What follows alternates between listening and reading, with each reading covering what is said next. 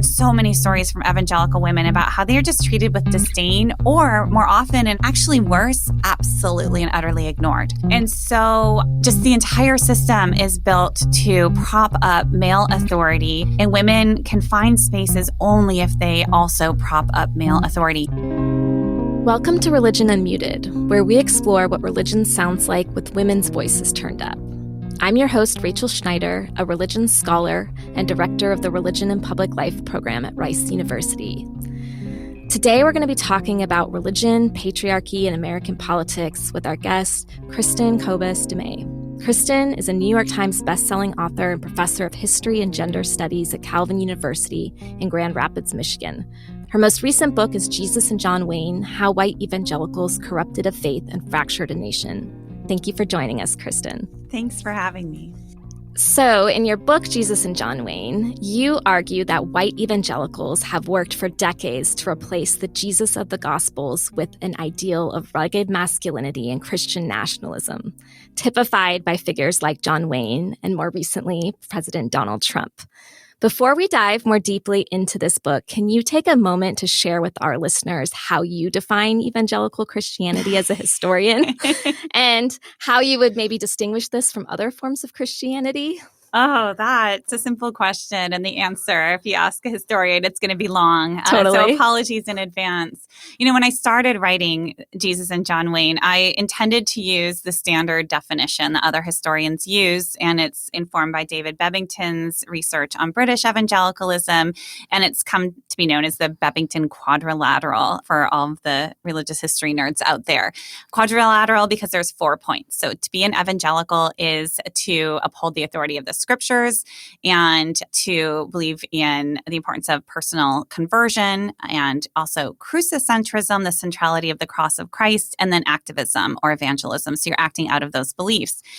And when I started doing my research, so I totally intended to just plop that in the intro and then move on with things like I thought most scholars of religion did. And then at a certain point, I realized this was not accurately or adequately describing what I was seeing. That what I was seeing within white evangelicalism in the United States was not primarily defined by theology. I had to see it as more of a cultural identity. And this becomes really clear, too, when you look at issues of race. So the vast majority of Black Protestants would check all those boxes, but the vast majority of those who check those boxes don't consider themselves evangelical because they know there's a whole lot more to it than just that. So I just took a step back, and I actually don't define evangelicalism as much as I describe it here. So what I'm describing is a cultural and religious movement. And in many ways, I think it's helpful to see it as a consumer culture.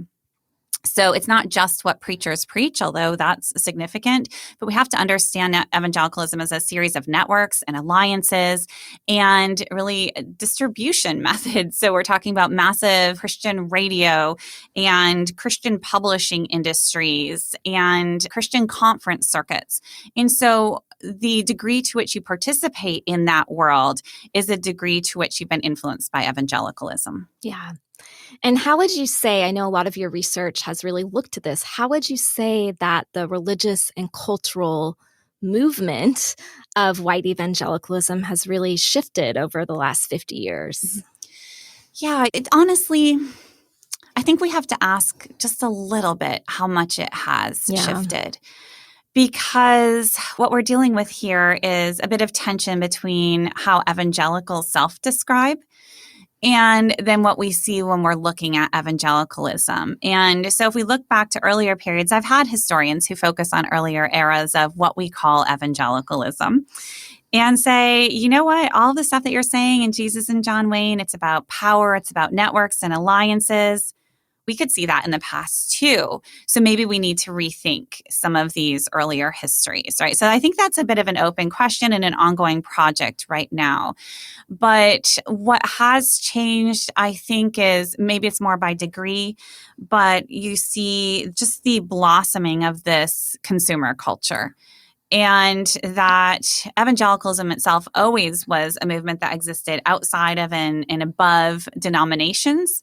But we really see this ongoing transition of religious authority from traditional denominations and preachers even into this cultural space. And that has, if anything, accelerated in the last half century or so. So if we want to understand evangelicalism, I argue that's where we need to be looking. What are people reading? What are people listening to? What values are actually being cultivated in those spaces? And then how do those connect with the official teachings and what's happening in seminaries? And they're not utterly disconnected, but they aren't one and the same. No, I completely agree. And I have my own kind of background in evangelical Christianity. And certainly I would say that I was a product growing up in the 1980s of this kind of popular culture. So I find your work really personally fascinating for that reason. So you argue, essentially, and you can correct me if I'm wrong, but you argue that a cult of masculinity has gained prominence in evangelical Christianity, particularly from the 1970s onward. And this has a strong emphasis on patriarchal authority, female submission, traditional gender roles, and Christian nationalism. Mm-hmm. And you argue that this cult of masculinity is ripe also for the abuse of power. For example, you talk about the numerous sexual abuse scandals that have occurred within evangelical churches that have come to light in recent years after Me Too. We have the Church Too movement. So what do you think this cult of masculinity means for women and other marginalized groups, both within and outside the church? Yeah. When I first started researching this book more than 15 years ago, I didn't know where it was going to end up at all. And then I set the project aside for a couple different reasons. And it was over the course of the decade that I came to see one after another of the guys that I had been following, that I had already spent a year and a half kind of researching. I saw one after another of them become implicated in scandal, abuse of power, sexual abuse, either directly or as perpetrators or indirectly covering for their friends who were perpetrators. So when I decided to write this book for real in 2016, one of the first things I did was consult a lawyer because this was pre-Me Too. And I wasn't sure in terms of personal liability if I could take these stories that at that point largely existed on blogs. They were personal testimonies, victim or survivor testimonies. And then Me Too happened while I was writing. And so it became publicly available in a different kind of way. But so what does this mean for women? It means so many things. It means that women have to abide by a lot of rules to be in these spaces and to, quote unquote, flourish in these spaces. The rules. You need to stay properly feminine. You need to not in any way challenge the authority of the men in your spaces, the pastor, the male authorities, or your husband. And then by abiding by all sorts of rules, then you can create some space for yourself. But to do that, you have to kind of reinforce this subjection on other women.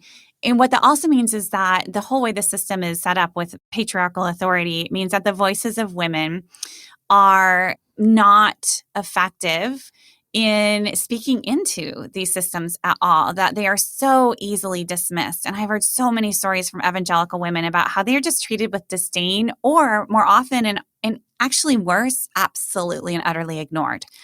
And so just the entire system is built to prop up male authority, and women can find spaces only if they also prop up male authority.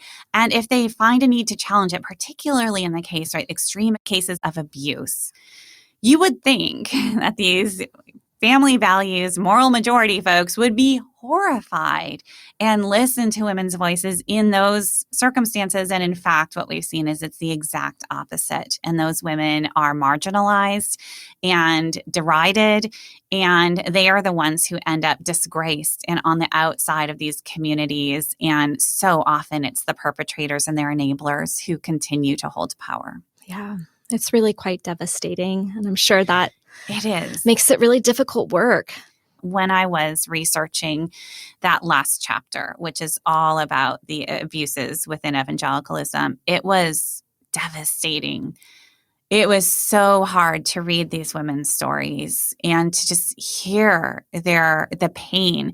And for so many, I mean, there's the obvious pain that comes from the abuse initially. But for so many I've talked with, even after the book has come out, so many women have reached out to me and said, what's worse and more torturous long-term is the pain of betrayal from our communities, from the people we thought loved us, the people who we thought were doing God's work. And that is excruciating. And so when I was writing it, I was angry. I think you can maybe feel that a little bit in the tone, especially that last chapter. But every time I would have to go back and edit, and you edit, hundreds of times. You go through your own words. I'd get to the, almost at the end of the book thinking, all right, this is going great. And I'd turn the page and there it was, that last chapter. And it just made me sick. Every time I had to just steel myself to even read my own words because it's awful. It is really devastating. What consolation I have is having heard from many women, including some whose stories are in this book since the book came out, saying how it has been healing, that they can see their own experiences. It wasn't their fault. And to know that they are now part of the historical record and that there is a sense of power in that. Yeah, definitely. I mean, feminist scholars talk about the patriarchal bargain. Yes. And I think one of the hardest things can be when the other side of the bargain is supposed to be the sense of male protection when you buy into this system. And so when that protection is not delivered upon, it can be really devastating, and a sense that you don't have agency to actually be able to speak in and change these systems. Exactly. Yeah. I really appreciated that last chapter. So thank you for writing it as difficult as it was to write. And I can imagine that it's been really meaningful to a lot of women. I want to turn now to politics a little bit, and this is connected. But in 2016, as you've already discussed, we had a really big race and religion divide in politics. So 96% of Black Protestants, over 2/3 of Hispanic Catholics, and over half of the religiously unaffiliated went for Hillary Clinton. And then we had 80% of white evangelicals voting for President Trump in 2016, and that only increased in 2020. What makes Donald Trump so appealing to white evangelicals? Yeah, if you know the history, you know that all of the exclamations that we heard from pundits and from certain evangelical leaders that this was a betrayal of evangelical values. That does not ring true if you know the deeper history. They did not just vote for Donald Trump because Hillary Clinton was so bad. As a historian, you have to take a step back and say, what did they mean by that? Why did they think she was so bad? How did they create these narratives? But then you also have to go back and realize that when we talk about family values, right, there's a certain kind of PR that goes along with it. You care for families and quote unquote traditional values. Historically speaking, we have to acknowledge that family values politics were always connected to, and at the heart of family values politics was the assertion of white patriarchal authority. And you can just go back and see it arises in the late 60s and 70s in response to the civil rights movement, particularly in the American South, in response to the feminist movement and to the anti-war movement. And all of these were perceived to be disruptive to the social order and the status quo and threatening the strength and stability of the nation and of the church. And the solution to all of these was, again, the assertion of white patriarchal authority. And once you put that at the center of family values politics, then so much falls into place, right? We're not looking at a betrayal. What we can see is somebody like Donald Trump was the perfect answer to the perceived increased threats in recent years, particularly that surfaced or felt like they were surfacing under the Obama administration. You have the first African-American president, a Democrat in the White House, and you have also the broader context of demographic changes, the end of white Christian America, to quote Robbie Jones, or the sea change with the Obergefell decision on LGBTQ rights, gay marriage, all of these sorts of things, right, are evidence or fit very well into the pre-existing narrative that conservative white evangelicals are embattled. and that they are under threat. And that was a long-standing narrative, nothing new there, but it escalated for understandable reasons, legitimate or not. And so the answer was to fight. It's always to fight, right? This narrative of embattlement justifies aggression. You can see that in their foreign policy. You can see that in their culture wars rhetoric. If you can say they are out to get us, they will literally say it is irresponsible not to act preemptively. Otherwise, you are putting your own wives and daughters and children at risk, right? This is the rhetoric. You can just read it. And so who better to do that than a man who is actually better than any of us because he is utterly unencumbered by traditional Christian values? Things like gentleness, self-control, right? So he is who God has anointed for this moment. And Donald Trump just stepped into that role so perfectly. He promised to protect Christianity, to protect their interests, and it was perfect because he would do so in such a ruthless way. Yeah. Yes. I think there's so much to unpack there around this notion of embattlement. And one of the things that I really appreciate about your work is that it's really drawn attention to the sense that this is particularly a white male sense of embattlement. I think prior to this, scholars would often talk about this as defining evangelical kind of group identity without really putting this conversation about gender and masculinity at the center of how this embattlement gets understood.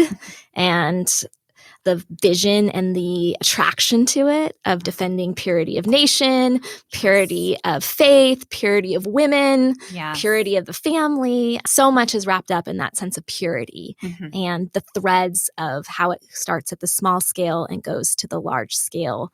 How do you see this history of embattlement, of white male sense of aggrievement and desire for assertion and aggression? How do you see that informing the current debates about race, gender, and sexuality that we see pretty much in our headlines every day? Yeah. You know, there's just such a strong narrative coming out of conservative white Christian spaces about victimization, that our way of life is under threat, that we cannot live as faithful Christians. And this goes hand in hand with a very firm belief in their entitlement. And this is where the Christian nationalism comes into this. And it's funny because I wrote this book before Christian nationalism was a whole thing, right? But just seeing how the notion that this mythical sense that our country was founded as a Christian nation, by which they mean a nation meant to fulfill all of their desires and aspirations, right? That kind of Christianity, which is the default Christianity in those spaces, the only Christianity, that you have that kind of origin story. And it's mythical, right? It's historians, even Christian historians, legitimate ones, will contest that kind of mythical Christian America. But there's always this sense of loss. Well, because even then, reality didn't live up to it, and certainly not today. And that sense of loss heightened in the 1960s or in the aftermath of the 1960s. Things change. And so the sense of entitlement, of making America great again, of going back and restoring something that was once pure, is caught up with this sense of loss, of it has been taken from us. And then the sense of fear.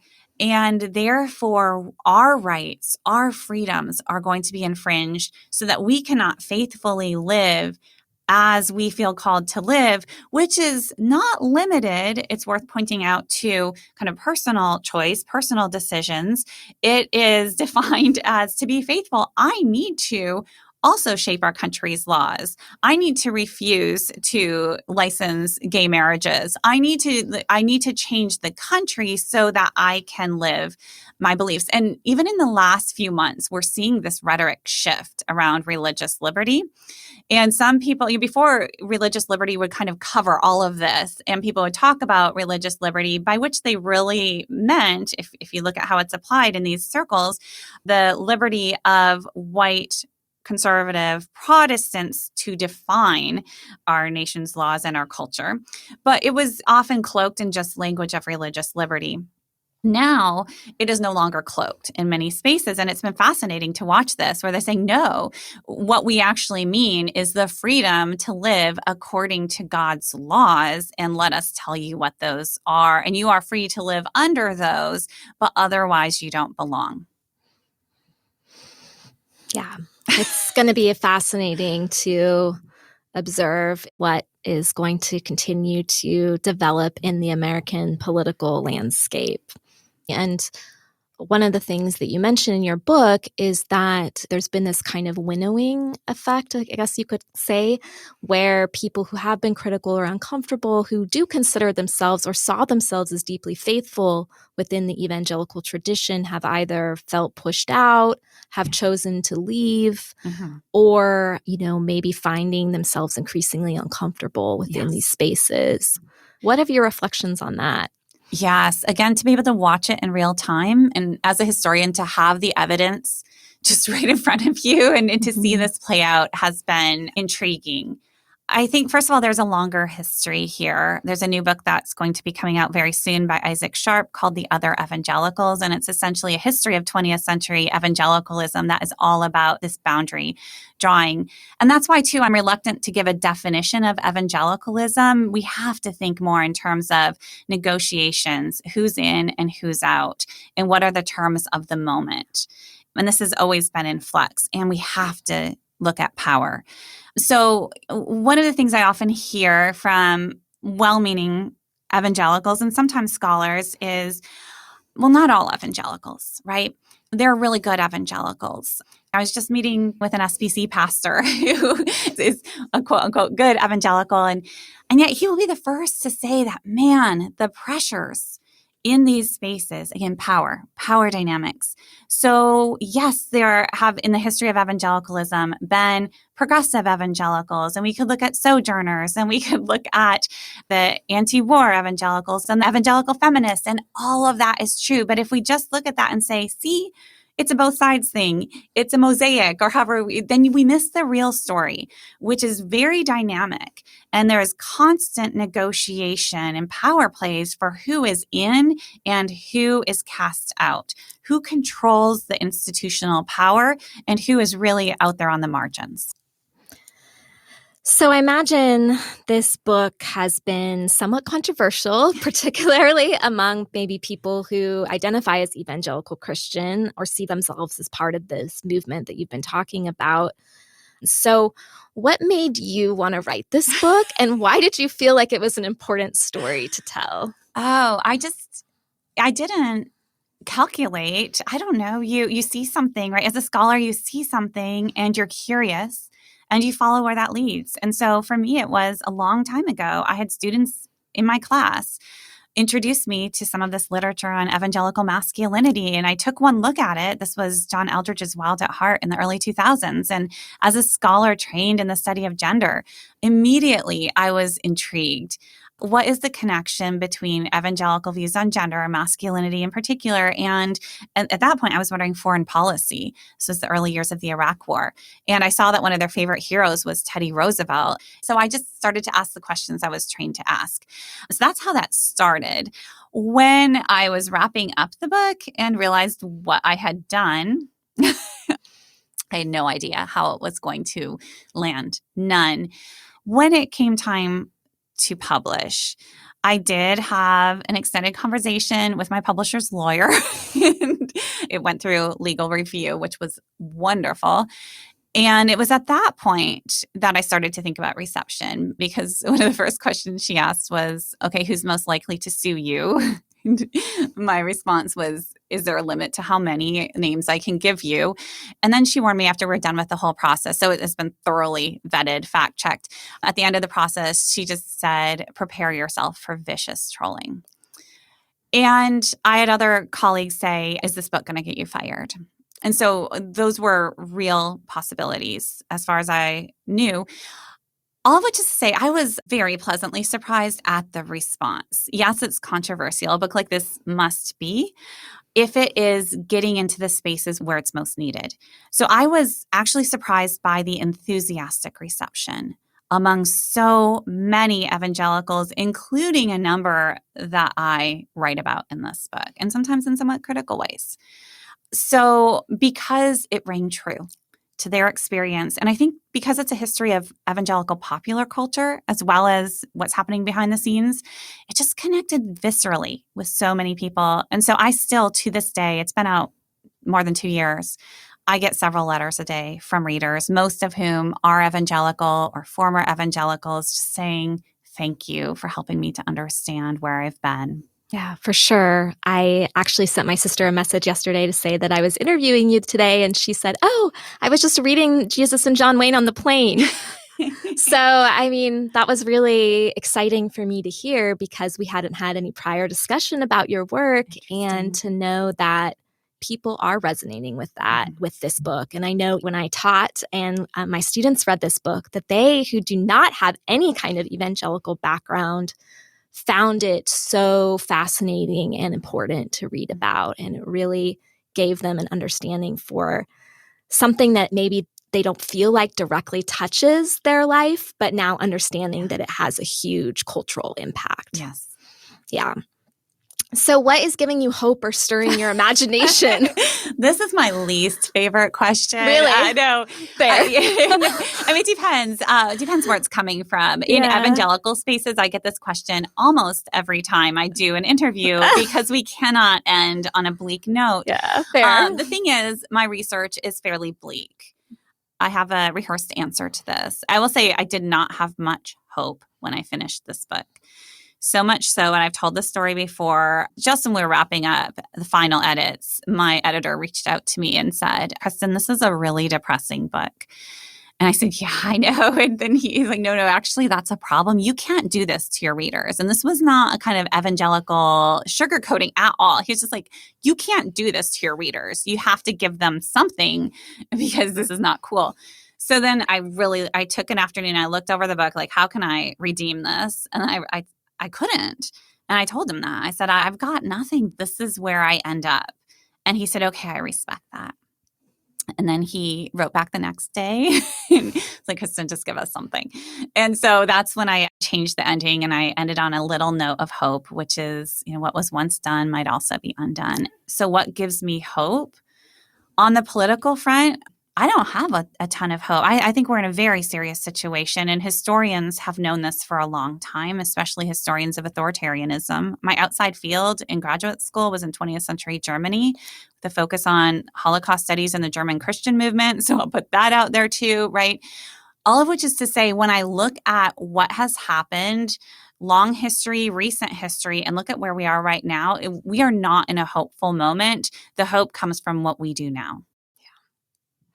Yeah. And, I kind of second guessed myself after I said hope, because I was thinking about, there's a Latinx theologian, Miguel de la Torre, who writes about the ethic of hopelessness and how hope can actually be a barrier and a luxury for so many. And that what is really needed is, okay, where is our humanity at stake? And really taking a side or a stand amidst that without necessarily relying on this hope that maybe things are going to get better or change. Right. So I really respect the story and the honesty with which you have told it, because it's a hard one. Mm-hmm.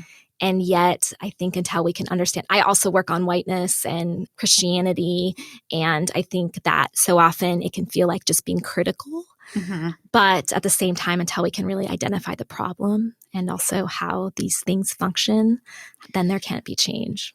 Mm-hmm. Well, thank you so much for sharing your voice and your work with us, Kristin. It's been a real pleasure to be in conversation with you, and I really look forward to seeing what future work emerges. Thank you so much. This was a wonderful conversation. That's it for this episode of Religion Unmuted. If you enjoyed today's episode, make sure to subscribe to, rate, and review us wherever you listen. Follow us on Twitter at RiceRPLP. And thanks to our guest, Kristin Kobes Du Mez. Today's show was written by myself and Haley Hemstreet. Our series is produced by Three Wire Creative, Elaine Howard-Eklund, and Pamela Prickett. We had support from the Henry Luce Foundation and the American Academy of Religion. I'm Rachel Schneider. Until next time.